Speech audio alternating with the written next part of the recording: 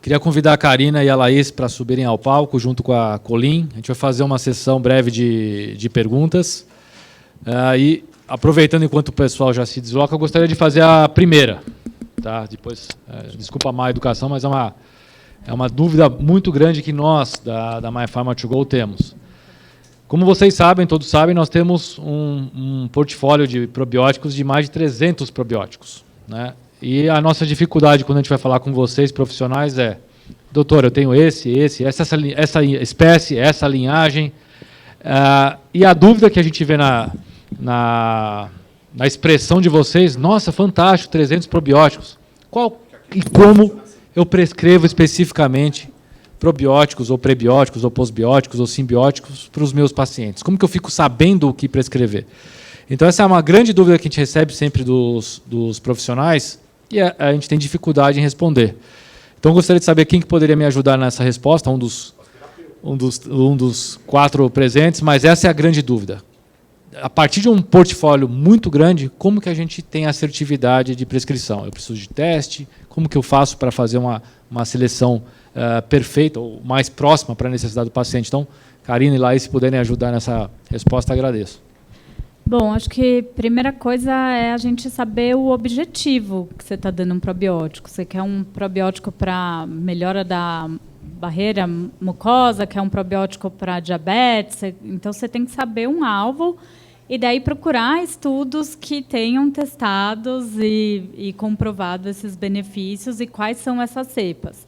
Na hora que você vai procurar estudo, você vai ter estudo com probióticos combinados, probióticos isolados. Aí começa a confusão, diferença de dose, diferença de tempo de tratamento.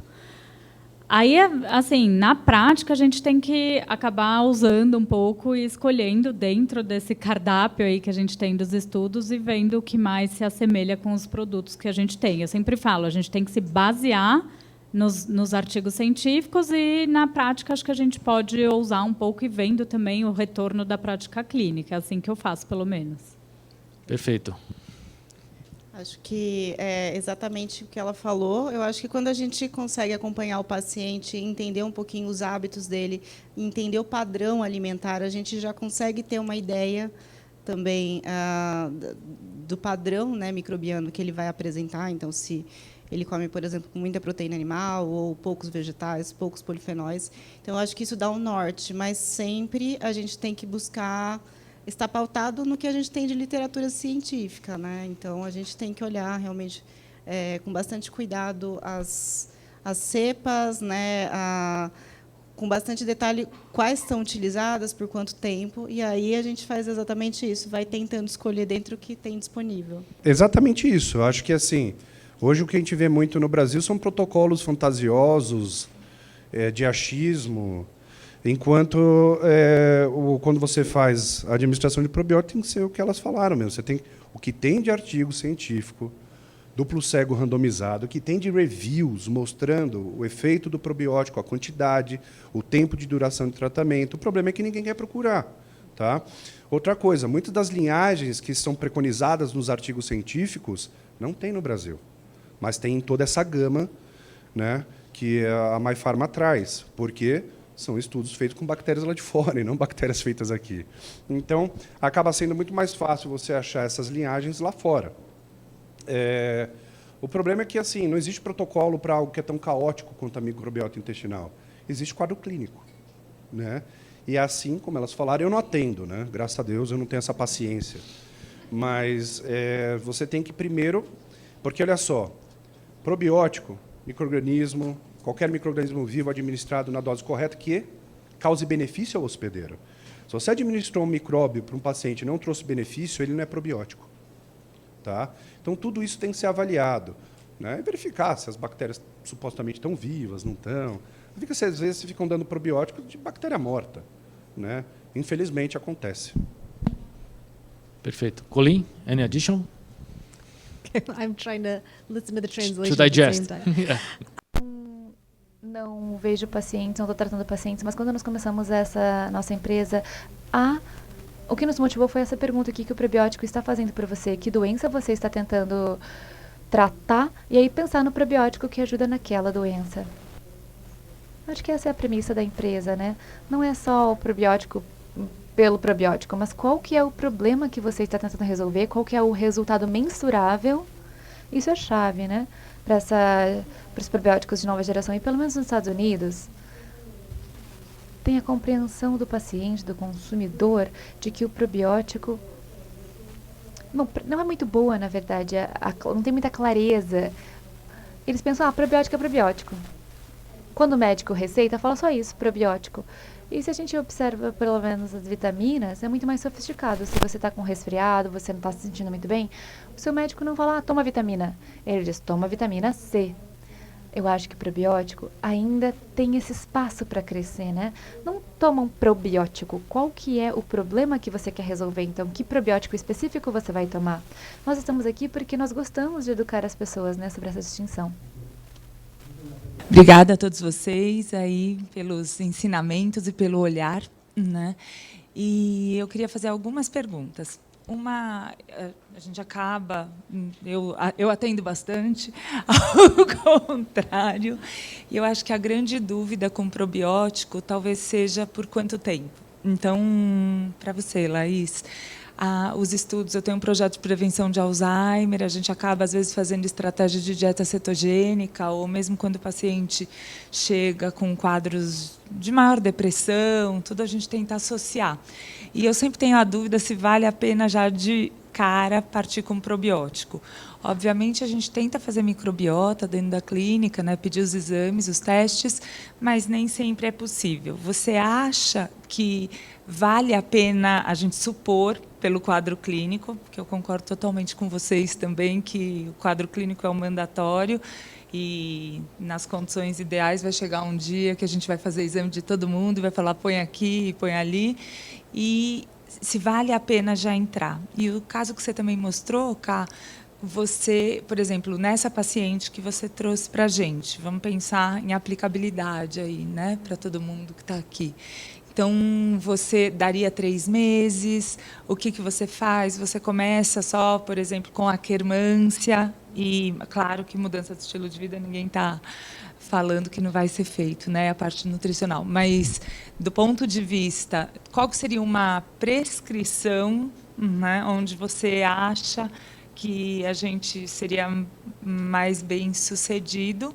E depois também eu queria que vocês comentassem a experiência de vocês em relação a como vocês controlam, principalmente você, Bruno, assim, se a gente tem um paciente, por exemplo, agora, a gente sabe que é um custo alto, a gente vai dar por 3 meses, vai dar por 6 meses, e se vocês acreditam que vale a pena fazer um teste controle pré e pós quando for possível, porque eu acho que fica maior a segurança para a gente como prescritor e também para o paciente como aderência, né, e benefício.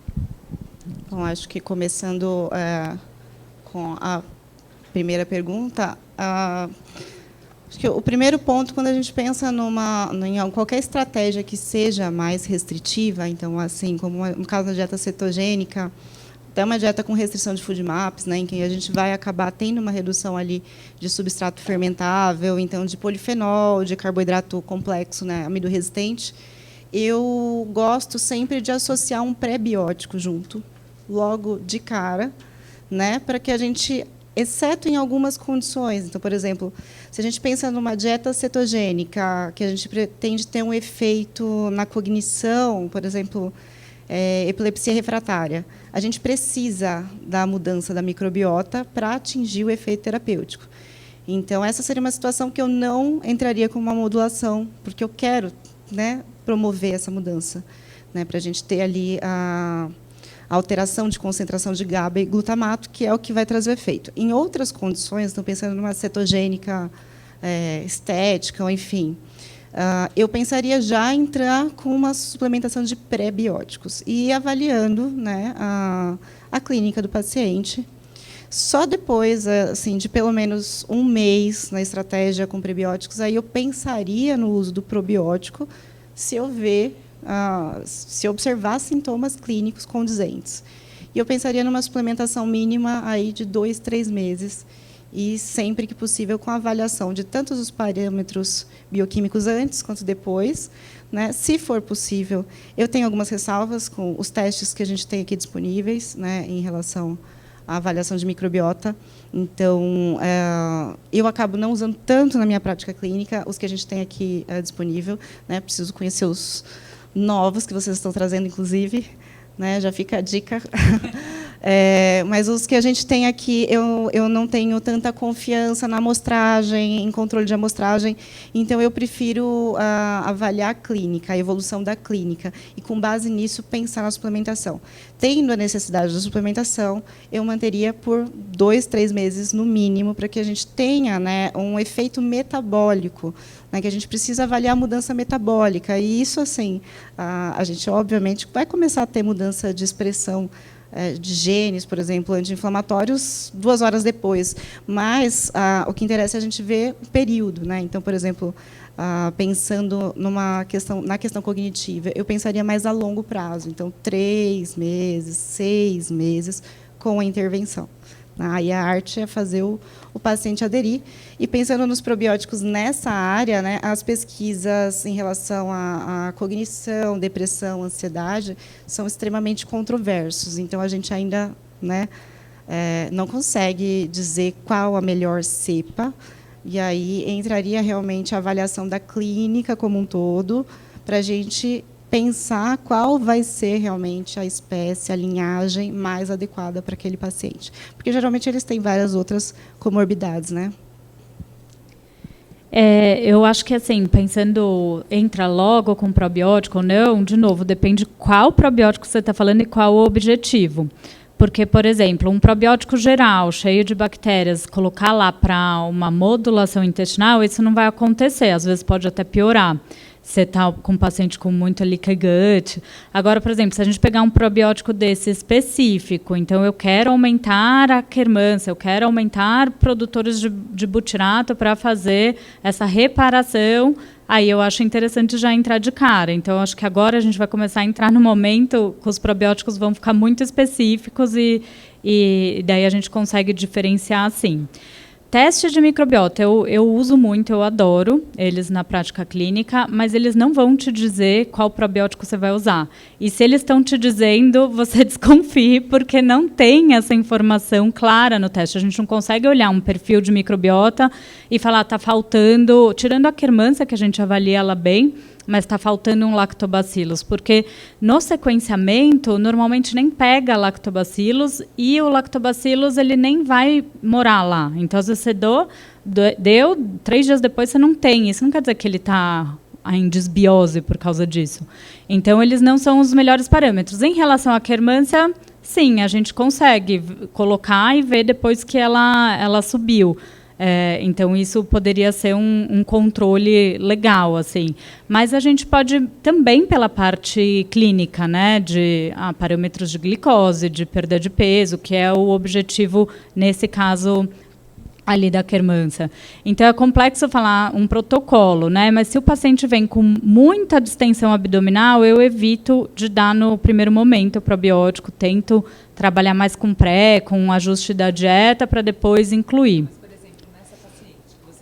Nessa paciente, então, daí eu daria a quermância específica por uns 3 meses ali para ver bem a parte metabólica dela e ajustando a dieta o resto, né? Aí para ela eu já colocaria de cara. Tá? Vamos para a próxima? É complicado, né, a gente falar com tanta tecnologia. Na minha opinião, a eficácia ainda tem que ser empírica. Comportamental, avaliações bioquímicas. Como a Karina disse, exame de metagenômica por 16S, principalmente, eu gosto muito. Eu acho assim, uma tecnologia fantástica. Ela pega o intestino grosso. Ela praticamente ignora a microbiota do intestino delgado, que é fundamental. Outra coisa que muita gente se confunde com o exame de metagenômica, aquela porcentagem não é quantidade. O exame de metagenômica ele é qualitativo, ele não é quantitativo. Ele não é feito por um método chamado Real-Time qPCR, que é o quantitativo. Né? Então, mesmo parecendo 30%, 40%, você não sabe quanto que tem de bactéria ali. Se eu fosse falar de tecnologia, metabolômica, porque você vai saber realmente o que a sua microbiota está produzindo. né? Mesmo tendo algumas coisas consumidas durante o caminho. Se eu fosse ser um pouco mais romântico, coprológico funcional. Porque no coprológico funcional você consegue ver, por exemplo, excesso de amônia nas fezes e nitrato. Espera aí, pessoal, amônia e nitrato é resultado de degradação de proteína. Então, para degradar proteína, você tem que ter bactéria que degrada aminoácido, bactéria proteolítica. Só que no Brasil, ele é um exame que não tem padrão, ele é um exame que muitas vezes é mal feito, assim como o protoparasitológico, né? Mas eu gosto muito. Eu trabalho... O DASA, e se eu fosse falar de... Eu não faço propaganda para nenhum, mas o Alta aqui em São Paulo faz muito bem. É muito bom. E ali você consegue realmente acompanhar uma evolução, porque muito daquilo é resíduo de bactéria, mas muito não é. Por exemplo, amido cru nas fezes. Espera aí, você está com um problema de salivação e mastigação, é um problema pancreático. Porque senão, de outra forma, você não vai ter amido cru nas fezes. Então, eu acho maravilhoso, e é um exame de 1941. Tá? Metabolômica é maravilhoso, mas eu gosto de metabolômica nas fezes, né, que aqui no Brasil a gente não tem, mas a gente está trazendo, né, novo exame que, além de ser feito por shotgun, que ainda pega fungo, também vem a metabolômica junto. Então, está trazendo esse exame para o Brasil, que é fantástico. Mas, mesmo assim, como foi dito, é o comportamento do paciente, é o quadro clínico, são os marcadores bioquímicos. Se você puder pedir um bom coprológico funcional também, né? Eu trabalho muito com metagenômica e paciente oncológico, exclusivamente com uma clínica que a gente recebe paciente do Brasil inteiro, e ali tem um programa de saúde intestinal, onde a gente define qual vai ser a conduta através da metagenômica. Como a Karina falou, a quermância é muito bom, a metagenômica pega, mas tem que lembrar também, quando a gente pega um parâmetro sanguíneo de hemoglobina, existe uma referência. Cada laboratório que faz metagenômica tem a sua. A gente vê uma discrepância muito grande entre razão, firmicutes e bacteroidetes. Uns falam 3:1, os artigos falam que isso é obesidade. Outros falam que não. Então, a gente fica um pouco perdido. A gente não pode ficar perdido em diagnóstico do paciente. Tá? Diferente a probiótico, o tempo mínimo, eu sempre falo no mínimo de 15 dias, 20 dias, que é o tempo das bactérias saturarem o seu intestino, devido à curva de crescimento bacteriano. Mas o tempo máximo de... Quanto tempo eu tenho que prescrever? O tempo preconizado, ou por quem vende o probiótico e fala, eu testei o probiótico, você tem que usar por 3 meses, ou o artigo científico, que, por exemplo, fala que se você der determinada bactéria, 10 bilhões por dia, por 12 semanas, você vai atingir aquele resultado. Se você não atingiu aquele resultado, que foi um resultado com 500 pessoas, ou a bactéria está errada ou a bactéria está morta, né? Então, quando me perguntam isso, a minha resposta é, tem que estudar. Tem que estudar. E as pessoas assim falam, eu quero protocolos prontos. Tudo bem, protocolo pronto. Você não faz a menor ideia do que você está fazendo. Enquanto, se você estudar, você pode pegar num dia, uma segunda-feira, e falar, hoje eu vou criar um protocolo para diabetes. Vai lá, pega 10 reviews, vê quais são os melhores, usa um num paciente um paciente outro. Não é cobaia. É cobaia quando você não sabe o que você está fazendo, né? E, às vezes, a gente não sabe mesmo. Tá? Então, eu acho que ainda vai muito da sensibilidade e do conhecimento do profissional. Eu sei que a gente quer respostas exatas, né? Mas microbiologia é biológicas, não é exatas. Então, fica difícil. Então, é o conhecimento, é conhecer o paciente, é dividir o problema do paciente com ele. Porque se o paciente não tiver total consciência do problema que ele tem, a responsabilidade é só sua. Se você passar todo o conhecimento para o paciente do que ele tem, a responsabilidade é dele. Se ele quiser fazer, ele faz. Se ele não quiser fazer, ele que vista o paletó de madeira. Já deu para entender porque eu não posso ter paciente. Né?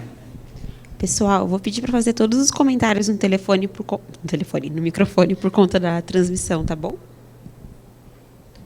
Oi, eu acho que vocês responderam um pouco da minha dúvida. Eu faço a parte das visitas aos profissionais e eu queria entender como é que a gente pode mensurar que a Akkermansia está fazendo efeito mesmo. O que eu consegui entender é que ela fica na parede da mucosa e que não era muito bem mensurada. É isso? Ou eu entendi errado? Eu posso responder isso, claro. E eu acho que a Colin pode responder sobre como está fazendo efeito. Tá? Perfeito. A nossa microbiota intestinal formalmente vive na nossa mucosa, não na luz intestinal. O nosso intestino delgado ele é uma mangueira de de bombeira dobrado nela mesma. A gente até fala que é anastomosado. E ali você tem uma luz intestinal muito restrita, onde você não consegue ter uma microbiota luminal, né? E você imagina a sua microbiota na luz intestinal, toda feliz, produzindo butirato, vem o trem do cocô e blá, né? Tipo, para quem tem a minha idade, lembra de Indiana Jones, o cara correndo, a bola vindo atrás, é a mesma coisa, né? Então, a microbiota luminal, ela é muito transitória por causa do bolo fecal. O que é muito importante vocês entenderem também, quando uma pessoa está com o intestino preso, ela tem a microbiota da mucosa e ela tem uma microbiota extra, que é a microbiota que está nas fezes. Essa microbiota que deveria ter sido eliminada está ali produzindo neurotoxina, inflamação. Então, você tem uma microbiota extra que deveria ter sido eliminada. Então, a nossa microbiota ela realmente vive no muco. Mas o próprio processo de multiplicação também faz com que a gente elimine ela no bolo fecal. Então, analisar o bolo fecal também está relacionado a gente entender qual que é a nossa microbiota residente no muco. A quermância é muito interessante por vários motivos. Uma delas é a própria manutenção da casa da microbiota, que é o muco. E não pensem que é tão simples. O muco você tem 2 andares, né? A camada de fora, que está diretamente em contato com aquilo que vem da nossa alimentação. E a camada interna do muco está diretamente em contato com o nosso glicocálice e com a membrana da célula. E são microbiotas distintas. E a microbiota que está na fase interna, ali, em contato com o nosso enterócito, ele depende exclusivamente da microbiota externa, por alimentação cruzada, por efeitos metabólicos. Então, representa bem a microbiota das fezes, porque arrasta um pouco. Tá? Mas a gente não tem uma microbiota luminal. Até mesmo no intestino grosso, que é um tubo mesmo, ali só se a microbiota fosse paraquedista, levitasse. Né? Tudo bem? Eu respondi? Então tá.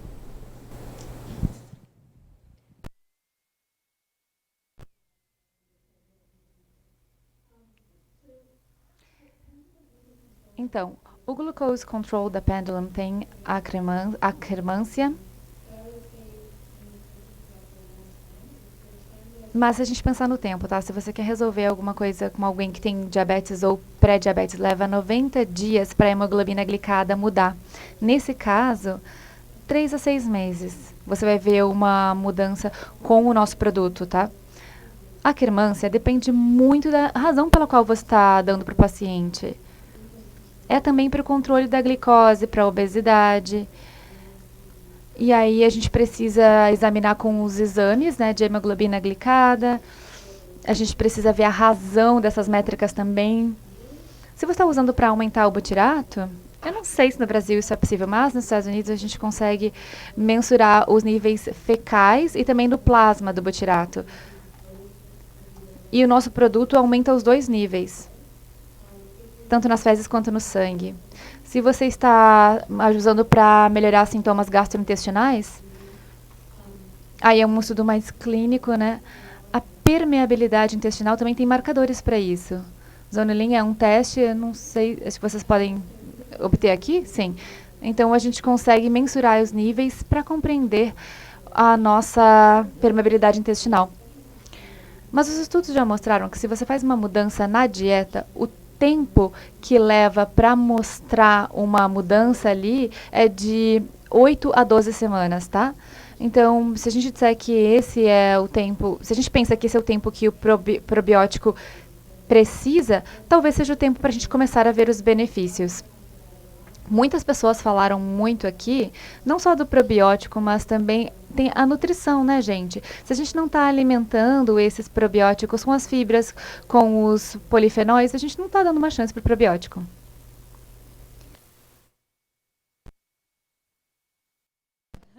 Posso fazer uma pergunta? Claro. Eu trabalho com diabetes, né? Então é bem essa área.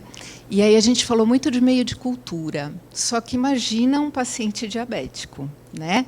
Ou é uma criança que come muito mal e desenvolveu, ou é um DM2, que é 90% dos casos, que é um paciente rebelde. Eu falo que é o adolescente, né?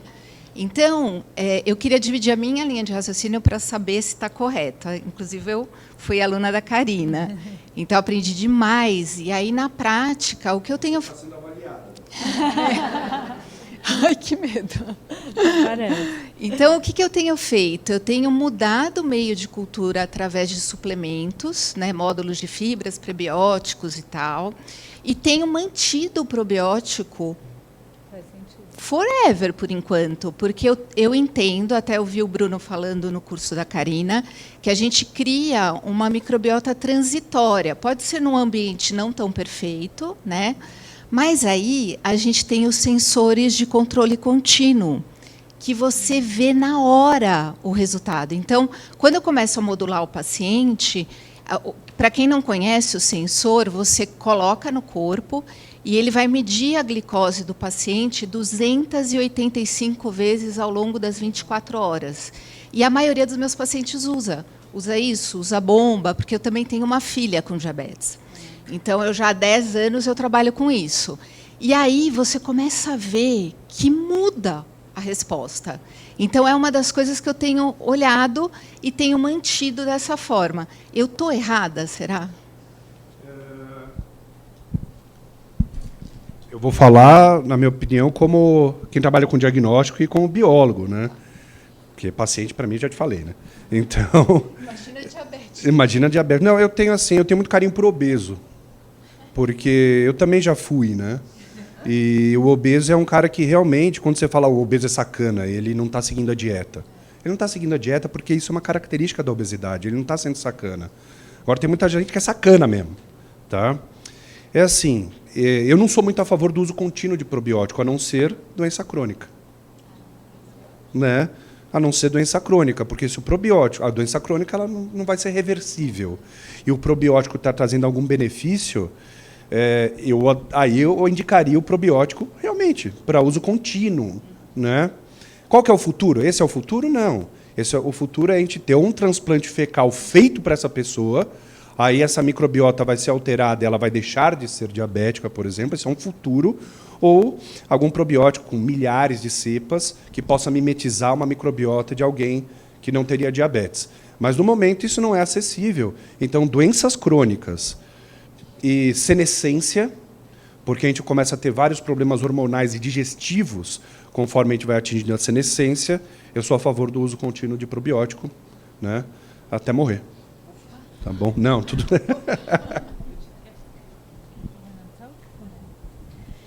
Eu acho que o raciocínio é exatamente esse, porque daí a gente entra na realidade, né? Porque nem sempre todo mundo vai aderir um protocolo de uma dieta saudável e daí você está fazendo alguma coisa que está ajudando. Eu manteria. Eu acho que eu já ouvi a Colin falando isso numa live sobre a dieta, pacientes que não conseguem aderir à dieta, que a quermância funciona muito bem. Fala um pouquinho para ela. Yeah, I mean, I don't really have a lot to add. I agree with all the comments being made. Nos nossos ensaios clínicos, nós pedimos que as pessoas não mudassem suas dietas, porque nós queríamos saber qual era o efeito do probiótico por si, sem a mudança. Claro, se você puder alterar a dieta, ainda melhor, né? Mas é difícil.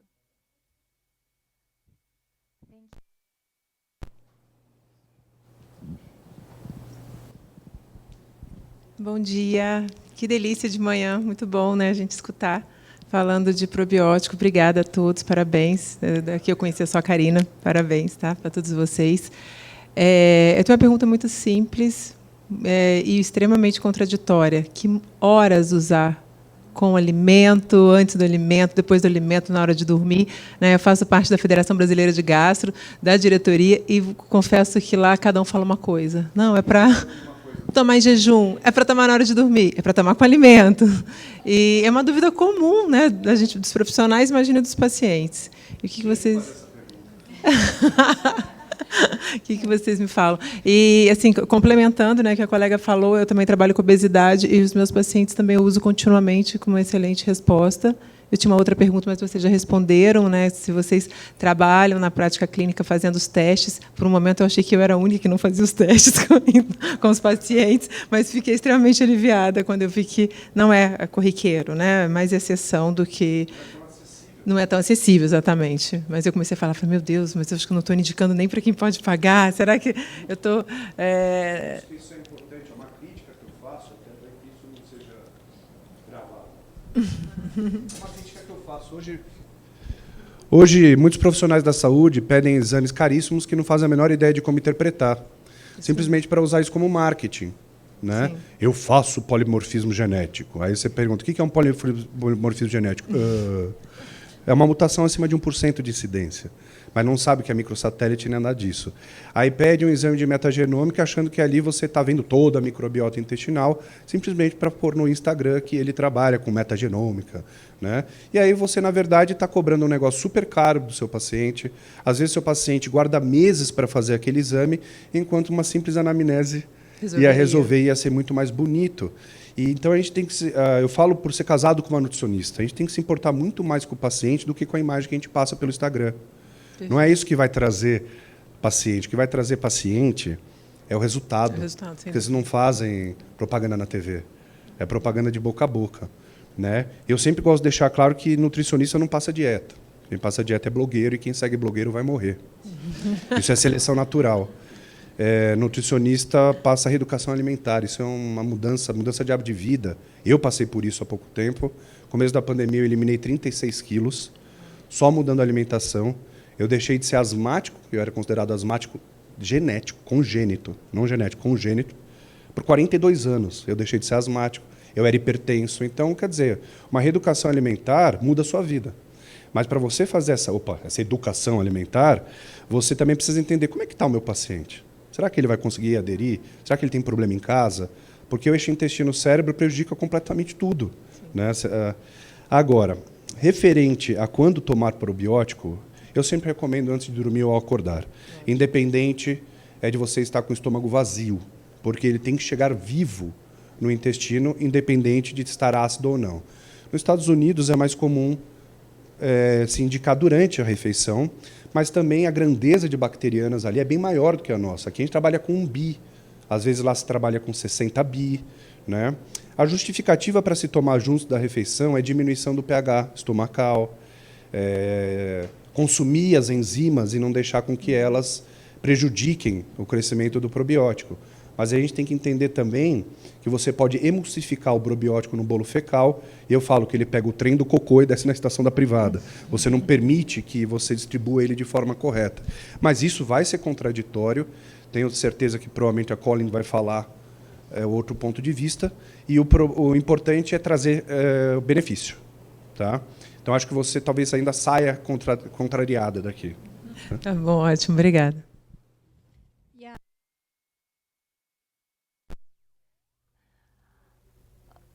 Sim, eu posso explicar para você por que a gente pediu que as pessoas tomassem com um alimento, tá? Os probióticos não são uma molécula que vai ter um efeito absurdo no momento que você toma.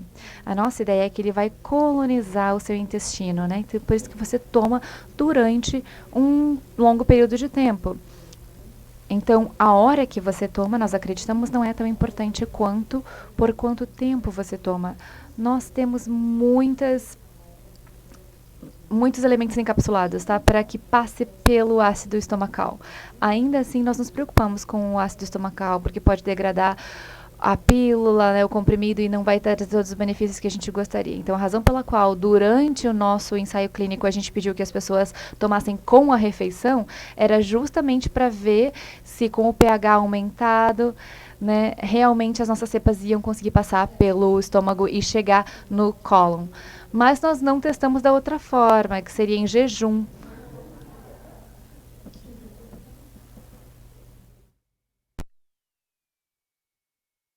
Dormir também, mas não tem assim um protocolo, os papers variam, mas achei legal essa ideia também da questão da acidez, mas acho que não tem, né, uma resposta certa mesmo.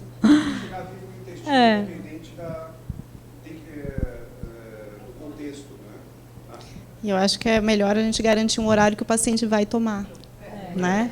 Então, se ele só lembra de manhã e à noite... Porque dormindo não dá, né? Mas Foi o que a Colin disse. O importante é administrar e ele aderir ao tratamento. Vai fazer efeito, né? O teste, no caso deles, foi feito durante a refeição. Então, eu sigo artigo científico à risca. Se eles testaram durante a refeição, esse probiótico eu daria durante a refeição, né? Então, sempre seguir o que foi preconizado no artigo. Se o artigo deu em jejum, vamos dar em jejum. Se o artigo deu durante a refeição, vamos dar durante a refeição. Mas sempre a mesma quantidade preconizada no artigo, né? Vocês não podem furar variável nenhum. Microbiologia já está cheia de variáveis. Vocês não podem criar mais. Tá? Então, sempre seguir o que está escrito. Você não teve a sua resposta, essa é a verdade. Né?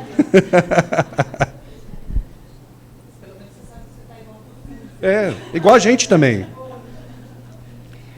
Antes, queria considerar justamente o que a Laís falou, aplicabilidade e execução. Na época ainda dos refrigerados, a gente dava antes de dormir, o paciente esquecia, gastava dinheiro e não tinha conduta aplicada. Então, eu acho que é muito disso, avaliar a aplicabilidade e a execução quando a gente está falando de prescrição, né? Mas a minha pergunta, de fato, a gente está vendo cada vez mais a prescrição de análogos de GLP-1, as liraglutidas, etc., né?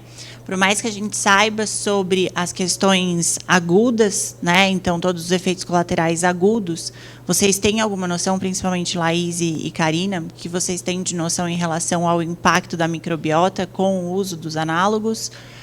Alguma sugestão de conduta para a gente também evitar um pouco desses efeitos colaterais em relação à prescrição médica, enfim? O que eu vejo na prática é uma grande alteração da motilidade intestinal, né? Então, acho que, principalmente em mulheres, obstipação crônica.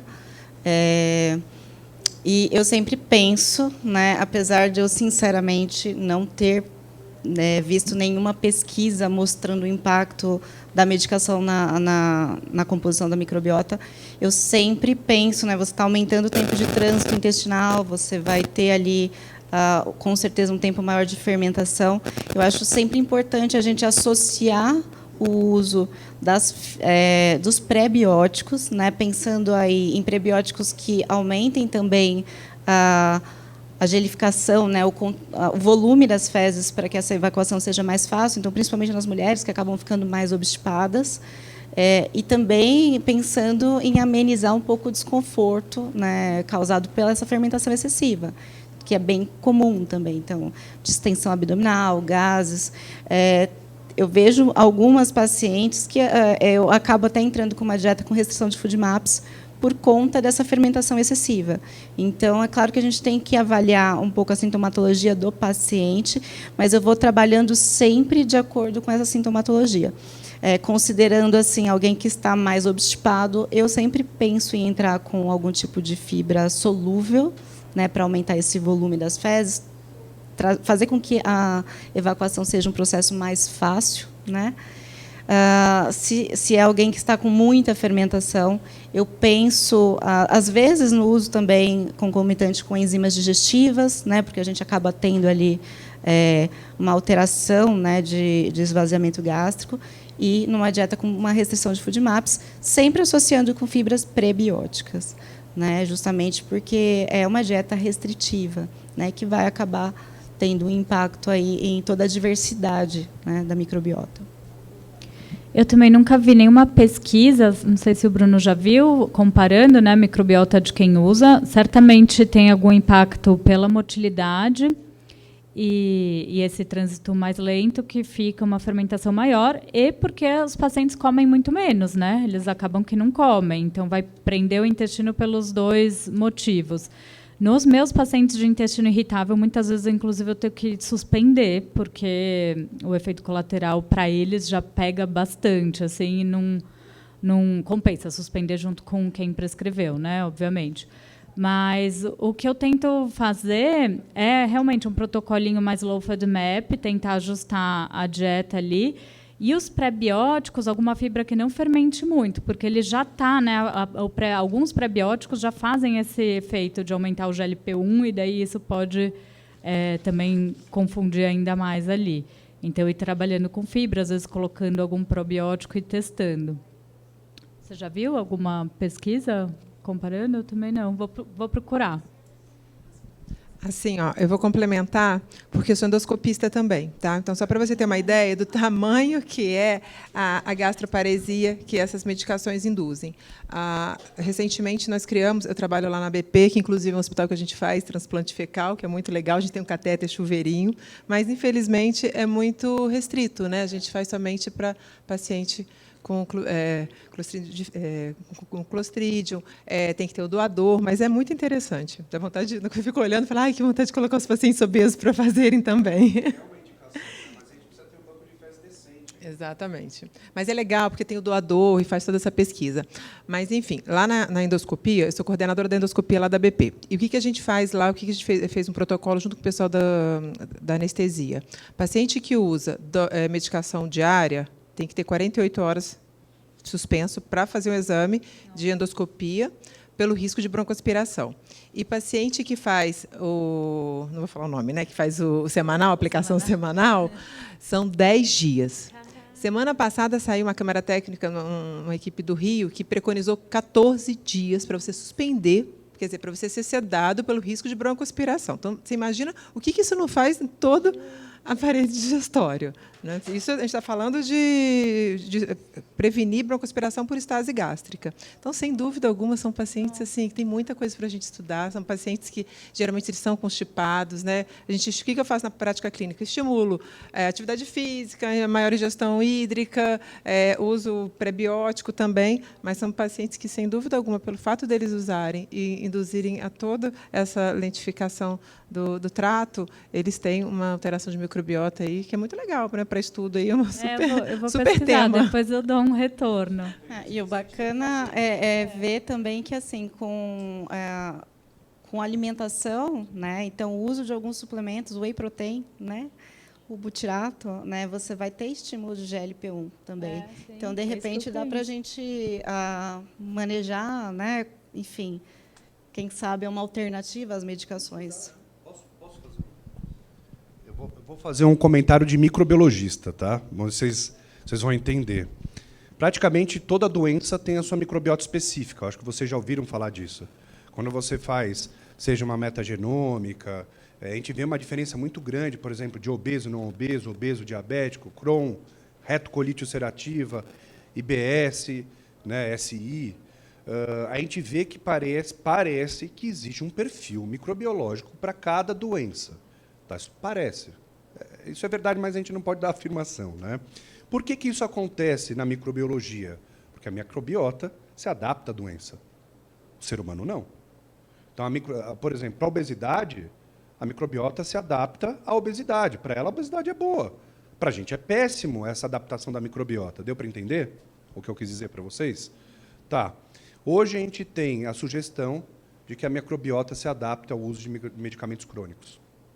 E se ela se adapta ao uso de medicamento crônico, o medicamento crônico diminui o efeito. Tá? Porque ele acaba virando meio de cultura para a bactéria.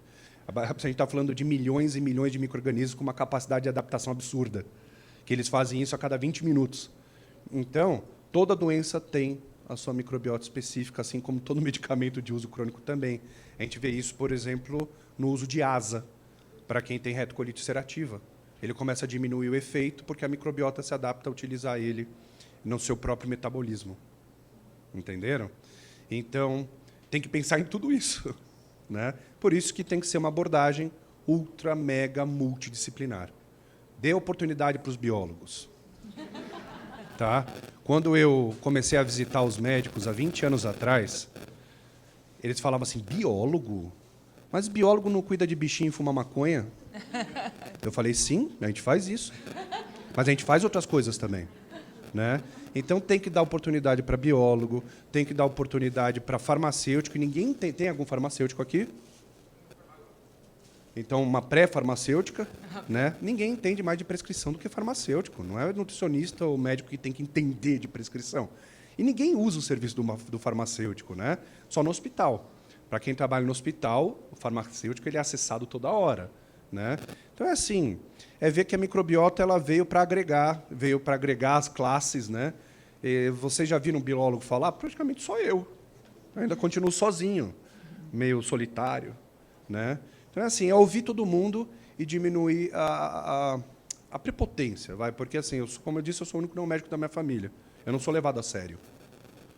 Até faz sentido eu não ser levado a sério, mas ninguém ainda, tem muita gente que ainda não acredita em microbiota. Tem muita gente que ainda não acredita em intestino. E eu falo para vocês, qualquer terapeuta profissional da saúde que atende um paciente e não cuida do seu intestino está fazendo só metade de uma consulta. Porque microbiota intestinal interfere em todas as doenças. Microbiota intestinal tem que ser matéria obrigatória do bacharelado de medicina e de nutrição. Vocês tiveram microbiota na faculdade? Não. Mas tem que ser obrigatório, né? Vamos ver se muda, porque o Brasil é realmente um dos países que mais usa probiótico e um dos países que mais estuda microbiota. Agora a gente só precisa fazer isso do jeito certo, né? Queria só complementar, acabou de sair um estudo agora em março de o efeito de segurança, qual é a segurança com os análogos de GLP-1 para as doenças biliares, na verdade, que você comentou. E, na realidade, tem aumento de risco de doenças biliares.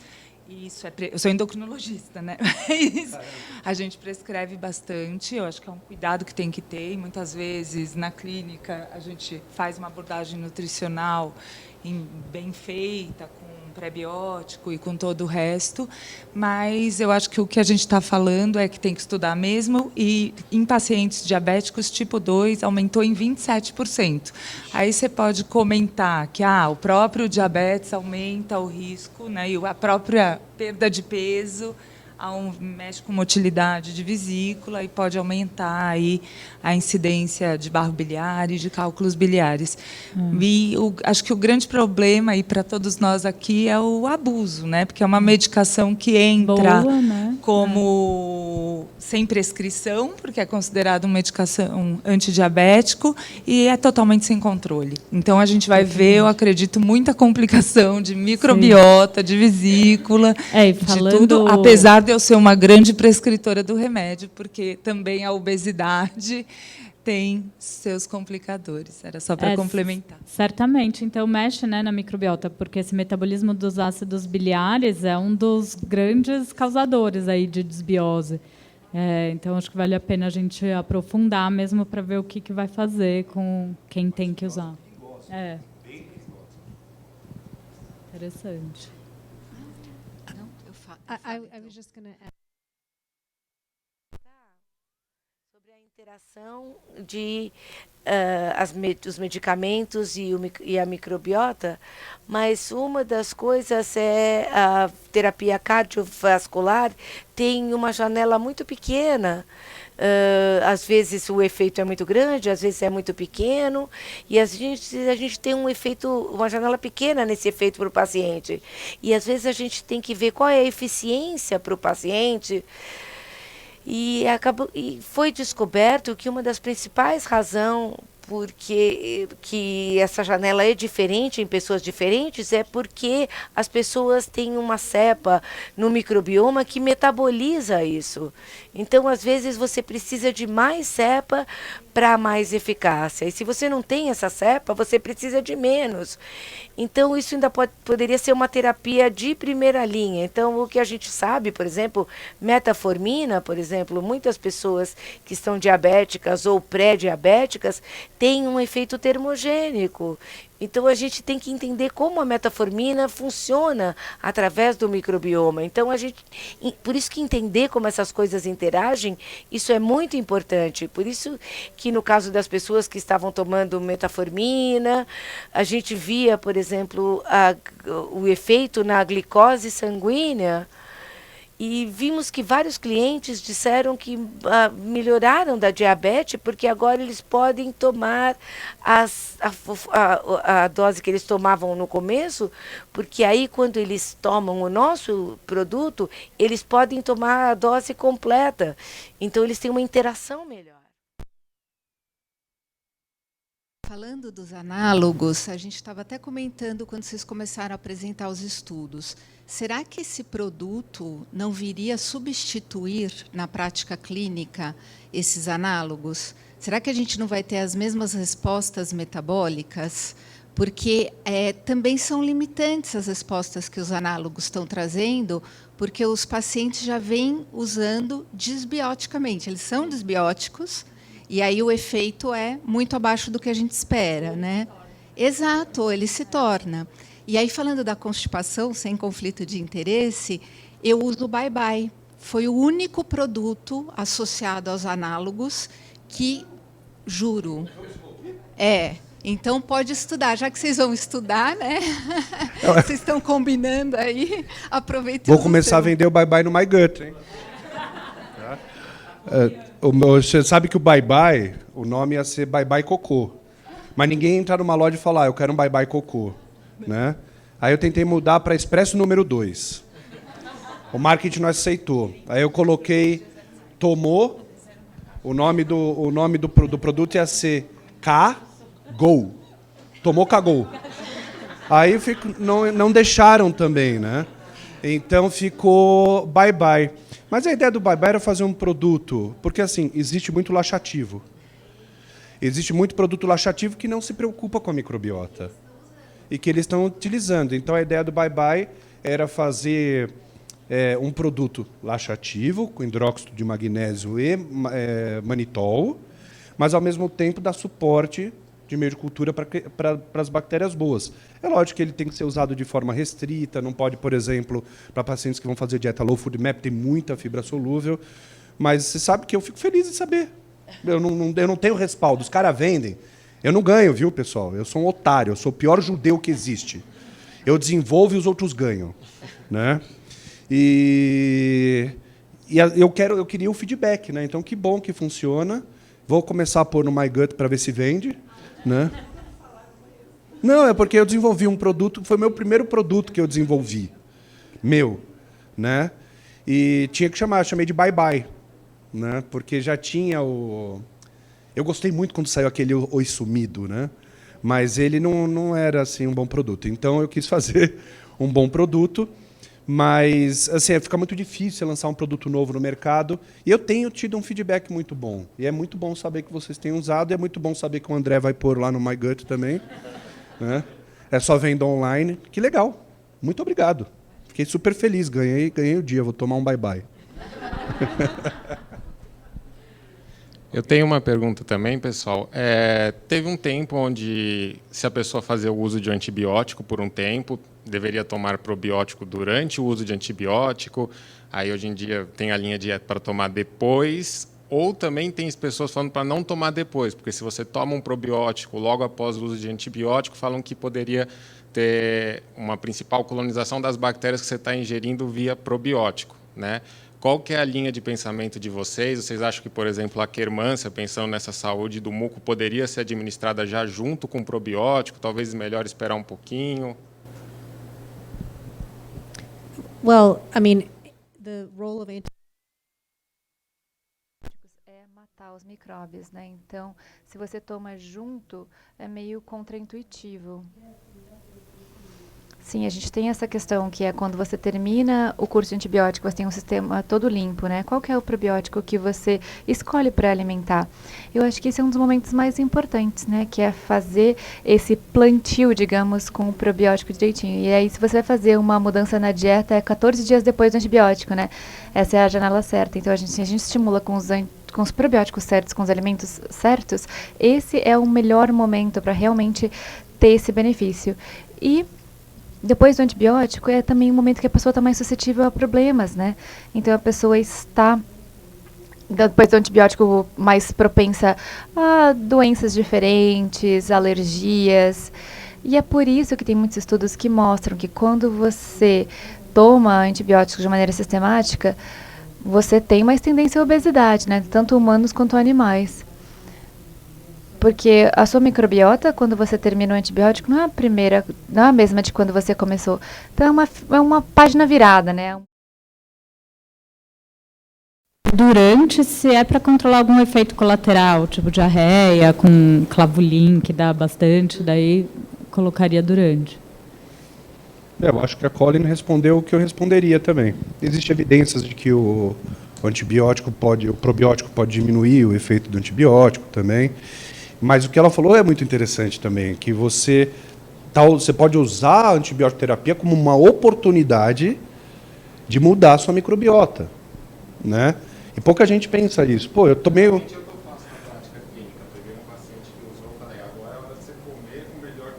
Exato, exatamente. Então, se você já provocou uma perturbação microbiológica no seu intestino a esse ponto, vamos aproveitar isso para recuperar. Tanto que quando você vai fazer um transplante fecal, o ideal, dentro dos protocolos australianos, é que você entupa o cara de antibiótico. Ah, isso vai eliminar a microbiota? Não, pessoal, laxante, antibiótico não elimina a microbiota, você não fica estéril, pelo amor de Deus. Você quase dar um soco no microbiologista, né? Que a gente fala, toma laxante para acabar com a sua microbiota. Beleza, acaba com a sua microbiota, você morre. Né? Você emagrece, pelo menos, você começa a apodrecer. Né? Então, antibiótico, às vezes, é necessário. Graças a Deus, hoje a gente só está vivo por causa deles. Né? Mas a gente tem que entender que causa um estrago. E uma coisa muito importante, não é simplesmente eu tomei um antibiótico. Que antibiótico eu tomei?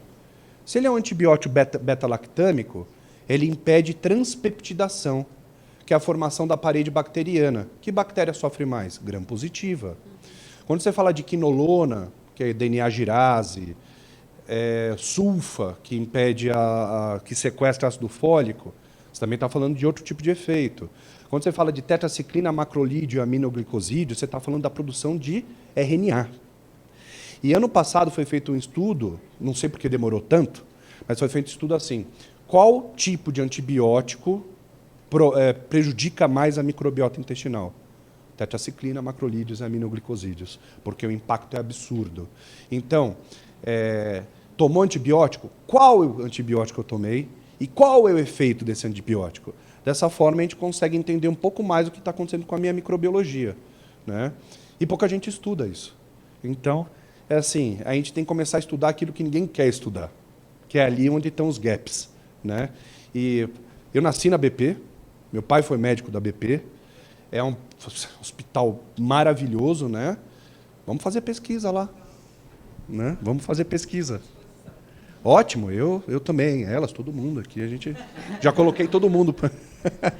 Eu acho que, assim, eu complementando, né, concordando com eles, na minha prática o que eu faço é sempre agregar uma dieta, né, riquíssima em prebióticos, em compostos bioativos, né, então que vão ser ali matéria-prima para fermentação, né, vamos dizer assim, de uma microbiota saudável, até porque, né, como você mesmo fala, quem vai vir primeiro, se você não cuidar do ambiente, se você não cuidar, são as bactérias as bactérias patogênicas, porque elas têm mais resiliência, né? Então a gente tem que preparar o ambiente para receber as bactérias benéficas através do substrato energético, então principalmente dos prebióticos ou a suplementação concomitante com o tratamento e a alimentação. Então, eu pensaria nisso, acho que inicialmente. Só para explicar por que são as bactérias oportunistas que se recuperam antes, aí a gente vai para o sistema imunológico. Bactéria comensal, ela não provoca tanto o sistema imunológico ao ponto de ficar apanhando do sistema imunológico todo dia. Bactérias oportunistas, que o nosso intestino está cheio, ficam tomando porrada do sistema imunológico todo dia. O que faz? Faz com que ela seja uma especialista em sobrevivência. Pressão imunológica. Né? Então, na hora que você tem um impacto na sua microbiota intestinal, você causa uma hecatombe intestinal, quais são as bactérias especialistas em sobrevivência?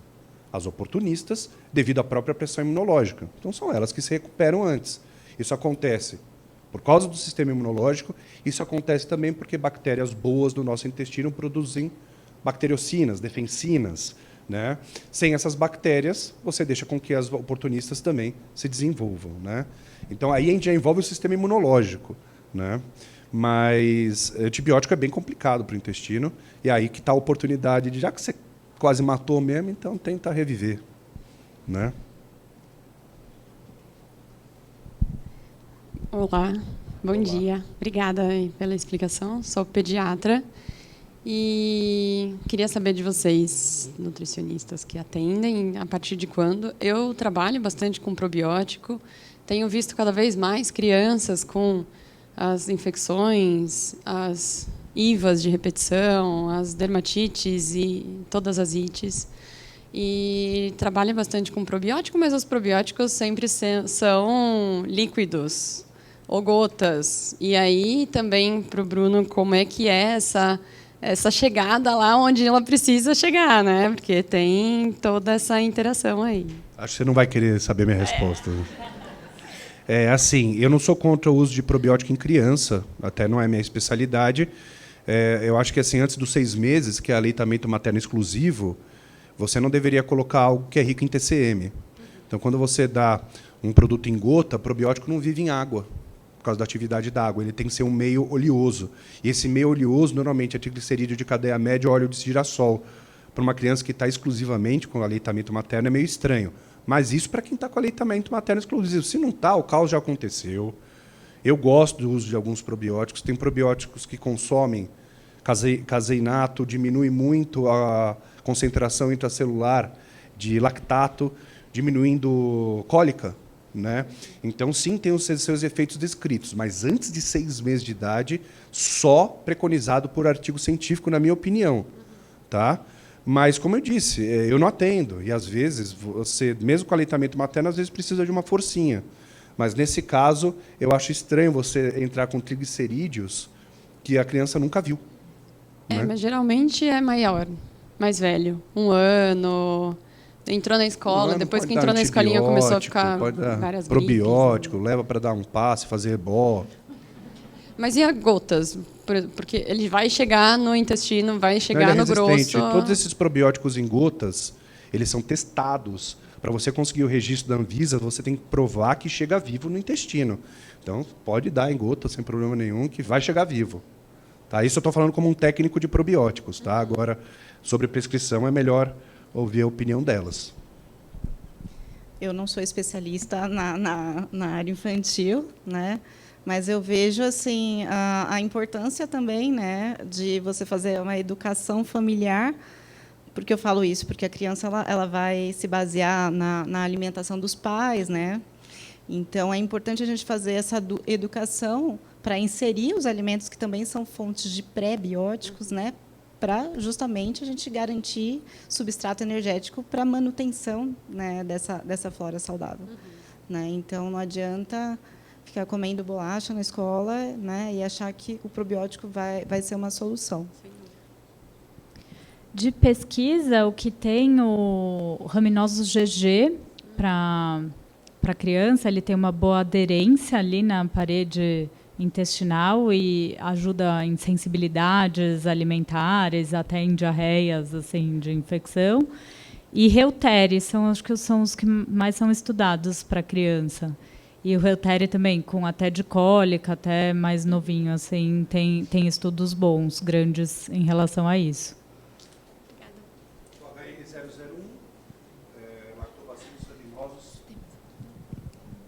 Lactobacillus rhamnosus HN001, ele tem o único apelo no Brasil para dermatite atópica infantil, né, que foi autorizado há pouco tempo. E é fantástico, de uma empresa super grande também, mas tem recomendação da própria Anvisa para a criança. Né? Então, tem bastante coisa aparecendo aí. Não sei se a Pendulum vai trazer alguma coisa infantil para a gente já pode pedir para a Colin aqui. Né?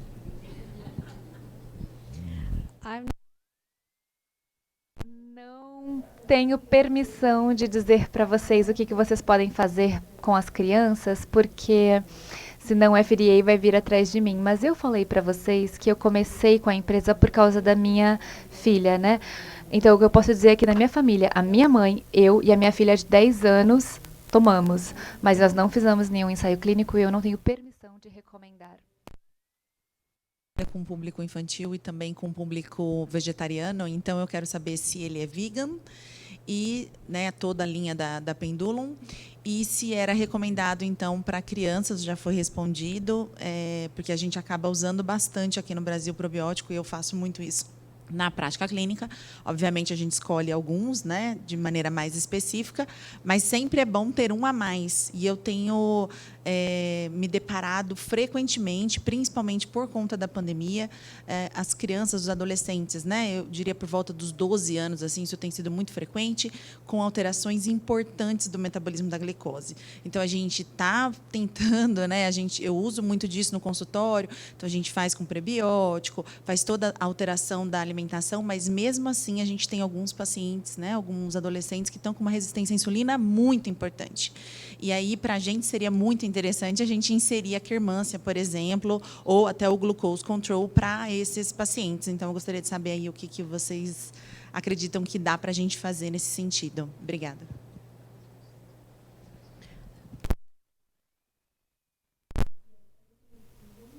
Para a sua primeira pergunta, sim, todos os nossos produtos são veganos. E nós não usamos nenhum dos alérgenos comuns também. Nós eliminamos todos eles. Olha, eu acho que é muito triste ver, né, que a obesidade está chegando cada vez a idades mais tenras. Eu fiquei em choque ao descobrir que nos Estados Unidos eles mudaram o tamanho do assento de bebê no carro. Cada vez eles fazem o assento maior, porque os bebês estão maiores, né? Que é essa dieta ocidental que nós sabemos que é bem problemática. Agora, para que possamos recomendar o probiótico para qualquer um abaixo de 18 anos, nós precisamos de estudos de segurança e eficácia. Então, os nossos estudos são para aqueles acima de 18 anos. Agora, se você acredita que microbioma é uma oportunidade para ajudar o paciente, que a produção de butirato ou a regulação de mucino vai ser importante, eu acho que é interessante. A produção de mucinas. Nós fizemos estudos, não fizemos estudos específicos para diabetes tipo 1, né, que é a que afeta os mais jovens, mas nós temos muitos acadêmicos que têm interesse em fazer ensaios clínicos para isso, e nós temos também pacientes que nos compartilham os seus dados, né, de como eles monitoram, e eles realmente veem benefícios quando tem a administração do produto por mais tempo. São crianças que os pais descobriram, né, o probiótico. Com certeza terão outras que vocês podem encaminhar para os nossos canais, mas a gente tem que encerrar agora.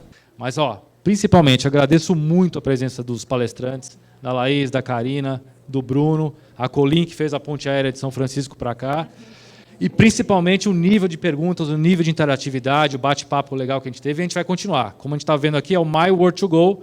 É uma série, tá? Então, a gente vai continuar fazendo isso, principalmente no campo da microbiota. Muito obrigado a todos. E estamos aqui mais um tempinho. Obrigado. Obrigada, gente.